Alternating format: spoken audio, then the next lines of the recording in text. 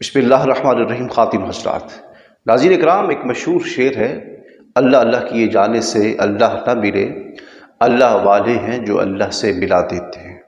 اس میں کوئی شک نہیں ہے کہ اولیاء کرام کا یہ مقام ہے۔ اللہ نے ان کو علو اور رفعت کا وہ مقام عطا فرمایا کہ جس بھی بندے کا تعلق اولیاء کرام سے ہو جائے، وہ جتنا بڑا گناہ گار ہی کیوں نہ ہو، جب ان کا تعلق اللہ کے کسی برگزیدہ شخصیت سے ہو جاتا ہے، کسی ولی کامل سے ہو جاتا ہے، کسی عالم ربانی سے ہو جاتا ہے، اور وہ اس کی صحبت میں بیٹھ کر فیض حاصل کرتا ہے، جس طرح مولانا روم رحمۃ اللہ علیہ نے فرمایا کہ یک زمانہ صحبت باولیاء بہتر از 100 سالہ طاعت بیریا۔ چند لمحے عالم ربانی کی صحبت میں بیٹھنا، اس سے علم دین حاصل کرنا، اس کی صحبت میں بیٹھ کر فیض حاصل کرنا 100 سال کی نفلی عبادت سے بہتر ہے۔ المیہ یہ ہے کہ جب سے ہمارے معاشرے میں جھوٹی اور من گھڑت باتوں کو کرامت بنا کر پیش کیا گیا، اس وقت سے ہمارے مسلک کا بیڑا غرق ہو چکا ہے۔ ہم کرامت کے منکر نہیں ہیں، کرامت حق ہے، لیکن کرامت بھی وہ ہوتی ہے جو شریعت کے تضاد نہیں ہوتی، شریعت کے مقابل نہیں ہوتی، بلکہ شریعت کے تابع ہوتی ہے۔ یعنی یوں سمجھ لیجئے کہ کرامت وہ ہوتی ہے کہ جس کو بیان کرنے سے دین اسلام کے اوپر سوالات نہیں کھڑے ہوتے، اور ولی ہوتا بھی وہی ہے جو دین اسلام کا پابند ہو، شریعت کا پابند ہو، سنت کا پابند ہو، اور دین اسلام کے تابع ہو۔ لیکن ایسی جھوٹی بات جس کو کرامت بنا کر پیش کیا جائے اور پھر اس کے بیان کرنے سے دین اسلام کے اوپر ایک نہیں بلکہ کئی سوالات کھڑے ہو جائیں، تو پھر اس کو کرامت نہیں کہتے بلکہ اس کو جھوٹی بات کہتے ہیں۔ پہلے آپ اس کو ملاحظہ فرما لیں۔ حضرت شہباز قلندر رحمت اللہ تعالی علیہ نے اعلان فرمایا کہ جس نے رب سے ملنا ہو میرے پاس آ جائے۔ جو ہی اعلان ہوا تو ایک صوفی صاحب تھے، 5 وقت نماز پڑھتے تھے، نماز کے پابند تھے، وہ آئے۔ آپ نے پوچھا کیسے آیا ہو؟ آپ کا اعلان سن کے آیا ہوں۔ آپ نے فرمایا کہ جس نے رب سے ملنا ہو میرے پاس آ جائے۔ اچھا، آپ نے فرمایا میری بات مانو گے؟ جی مانوں گا۔ آپ نے فرمایا چلو ایسا کرو، ابھی مغرب کا ٹائم تو ہو گیا ہے، اپنی نماز پڑھی ہے؟ جی پڑھ لی۔ اب عشاء کی نماز نہیں پڑھنی۔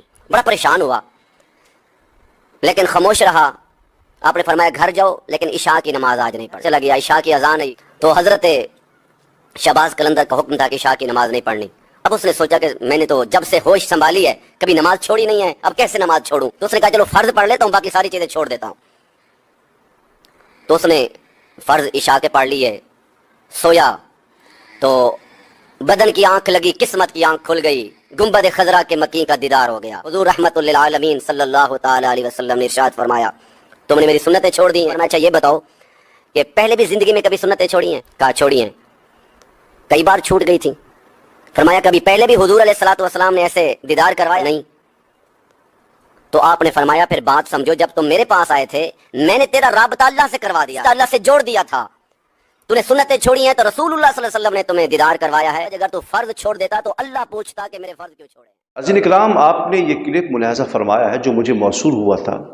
میرا ہرگز مقصد مولانا صاحب کے اوپر تنقید کرنا نہیں ہے بلکہ اصلاح کرنا ہے، اور آپ حضرات کو یہ بتانا ہے کہ جو چیز دین اسلام سے ٹکر لے، شریعت سے ٹکر لے، وہ کرامت بالکل نہیں ہوتی۔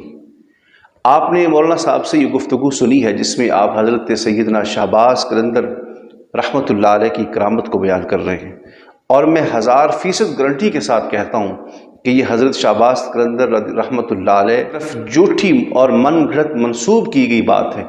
آپ نے یہ کبھی فرمایا ہی نہیں کہ اللہ کا ولی ایسا کر ہی نہیں سکتا۔ جو بات آپ تک پہنچی ہے اور آپ نے اس کو ملاحظہ کیا ہے، آپ نے خود یہ کلپ سنا، اس میں یہ کہا جا رہا ہے، مختصر طور پہ میں آپ کو سمجھا رہا ہوں، آپ خود سوچیں اس بات کو، کیا اس بات کو عقل بھی تسلیم کرتا ہے؟ کتنی جھوٹی اور من گھڑت اور غلط بات منسوب کی گئی ہے حضرت کی طرف۔ کیا آقا علیہ الصلوۃ والسلام نے کبھی صحابہ کرام کو ایسا فرمایا کہ آپ نے نماز نہیں پڑھنی، بس میرے پاس آ جانا ہے اور میں نے تمہیں رب کا دیدار کرا دینا ہے؟ جب حضور نے نہیں فرمایا تو پھر یہ کیسے کہہ سکتے ہیں؟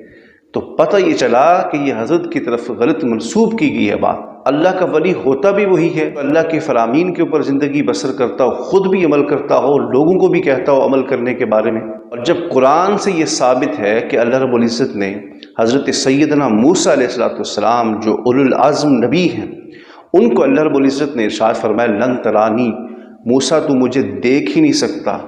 تو جب موسیٰ علیہ السلام نے بھی اللہ سے ہم کلام ہونا ہوتا، جو اللہ کے نبی ہیں، وہ بھی کوہ طور پہ تشریف لے کے جاتے اور شہباز قلندر کیسے فرما سکتے ہیں اس نے اللہ سے ملنا ہو، اللہ سے ملاقات کرنی ہو، وہ میرے پاس آ جائے؟